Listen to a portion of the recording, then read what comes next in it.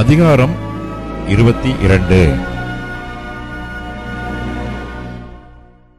பின்னும் கர்த்தருடைய வார்த்தை எனக்கு உண்டாகி, அவர், இப்போதும் மனுபுத்திரனே, இரத்தம் சிந்தின நகரத்துக்காக நீ வழக்காடுவாயோ? வழக்காட மனதானால் நீ அதன் அருவருப்புகளையெல்லாம் அதற்கு தெரிய காட்டி, அதை நோக்கி, கர்த்தராகிய ஆண்டவர் உரைக்கிறது என்னவென்றால், உன் காலம் வரத்தக்கதாக உன் நடுவிலே இரத்தம் சிந்துகிறதற்கும் உன்னை தீட்டுப்படுத்தத்தக்கதாக உனக்கே விரோதமாய் நரகலான விக்கிரகங்களை உண்டு பண்ணுகிறதுமான நகரமே, நீ சிந்தின உன் இரத்தத்தினால் நீ குற்றம் சுமந்ததாகி, நீ உண்டு பண்ணின உன் நரகலான விக்கிரகங்களால் நீ தீட்டுப்பட்டு உன் நாட்களை சமீபிக்க பண்ணி உன் வருஷங்களை நிறைவேற்றினாய்.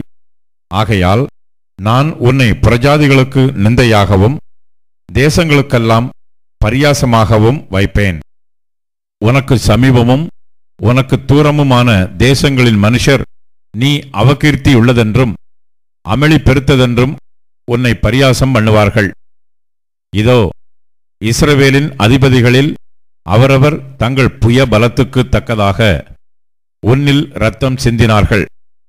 உன்னிலுள்ள தாய் தகப்பனை அற்பமாய் எண்ணினார்கள். உன் நடுவில் பரதேசிக்கு இடுக்கண் செய்தார்கள். உனக்குள் திக்கற்றவனையும் விதவையையும் ஒடுக்கினார்கள். நீ என் பரிசுத்த வஸ்துக்களை அசட்டை பண்ணி என் ஓய்வு நாட்களை பரிசுத்த குலைச்சலாக்கினாய்.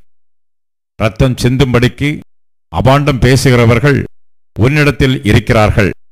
மலைகளின் மேல் சாப்பிடுகிறவர்களும் உன்னிடத்தில் இருக்கிறார்கள். முறைகேடு செய்கிறவர்கள் உன் நடுவில் இருக்கிறார்கள். தகப்பனை நிர்வாணமாக்கினவர்கள் உன்னில் இருக்கிறார்கள். தூர ஸ்திரியை பலவந்தப்படுத்தினவர்கள் உன்னில் இருக்கிறார்கள். உன்னில் ஒருவன் தன் அயலானுடைய மனைவியோட அருவருப்பானதை செய்கிறான். வேறொருவன் முறைகேடாய் தன் மருமகளை தீட்டுப்படுத்துகிறான். வேறொருவன் தன் தகப்பனுக்கு பிறந்த தன் சகோதரியை பலவந்தம் பண்ணுகிறான். இரத்தம் சிந்தும்படிக்கு பரிதானம் வாங்கினவர்கள் உன்னில் இருக்கிறார்கள். நீ வட்டியையும் பொலிசையையும் வாங்கி பொருளாசையினால் உன் அயலானுக்கு இடுக்கண் செய்து என்னை மறந்து போனாய் என்று கர்த்தராகிய ஆண்டவர் சொல்லுகிறார். இதோ, நீ அநியாயமாய் சம்பாதித்த பொருளின் நிமித்தமும் உன் நடுவில் நீ சிந்தின இரத்தத்தின் நிமித்தமும் நான் கை கொட்டுகிறேன். நான் உன்னில் நியாயம் செய்யும் நாட்களில் உன் இருதயம் தாங்குமோ? அப்பொழுது உன் கைகள் திடமாயிருக்குமோ? கர்த்தராகிய நான் இதைச் சொன்னேன், இதை நிறைவேற்றுவேன். நான் உன்னை புறஜாதிகளுக்குள்ளே சிதறடித்து உன்னை தேசங்களிலே தூற்றி உன் அசுத்தத்தை உன்னில் ஒளியப் பண்ணுவேன். நீ புறஜாதிகளின் கண்களுக்கு முன்பாக பரிசுத்த குலைச்சலாயிருந்து நான் கர்த்தர் என்று அறிந்து கொள்வாய் என்று சொல் என்றார். கர்த்தருடைய வார்த்தை எனக்கு உண்டாகி, அவர், மனுபுத்திரனே, இஸ்ரவேல் வம்சத்தார் எனக்கு களிம்பாய் போனார்கள். அவர்கள் எல்லாரும் குகையிலுள்ள பித்தளையும் தகரமும் இரும்பும் ஈயமுமாயிருக்கிறார்கள். அவர்கள் வெள்ளியின் களிம்பாய் போனார்கள். ஆதலால் கர்த்தராகிய ஆண்டவர் சொல்லுகிறது என்னவென்றால், நீங்கள் எல்லாரும் களிம்பாய் போனபடியினால் இதோ, நான் உங்களை எருசலேமுக்குள் சேர்ப்பேன். வெள்ளியையும் பித்தளையையும் இரும்பையும் ஈயத்தையும் தகரத்தையும் அக்கினியில் ஊதி உருக்குவதற்காக குகைக்குள் சேர்க்கிறது போல நான் என் கோபத்தினாலும் என் உக்கிரத்தினாலும் உங்களை சேர்த்து வைத்து உருக்குவேன். நான் உங்களை கூட்டி என் கோபமாகிய அக்கினியை உங்கள் மேல் ஊதுவேன். அதற்குள்ளே நீங்கள் உருகுவீர்கள். குகைக்குள் வெள்ளி உருகுமா போல நீங்கள் அதற்குள் உருகுவீர்கள்.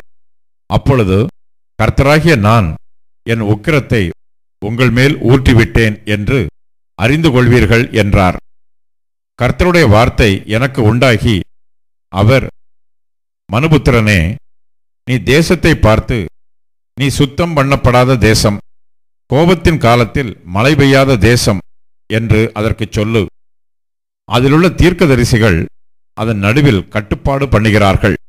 கர்ச்சிக்கிற சிங்கம் இரை கவுகிறது போல ஆத்துமாக்களை அவர்கள் பட்சிக்கிறார்கள்.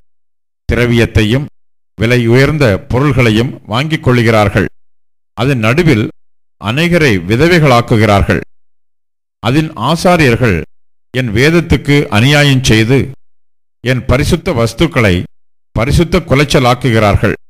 பரிசுத்தமுள்ளதற்கும் பரிசுத்தமில்லாததற்கும் வித்தியாசம் பண்ணாமலும் அசுத்தமுள்ளதற்கும் அசுத்தமில்லாததற்கும் உண்டான வேற்றுமையை காண்பியாமலும் இருந்து என் ஓய்வு நாட்களுக்கு தங்கள் கண்களை மூடிக்கொள்ளுகிறார்கள்.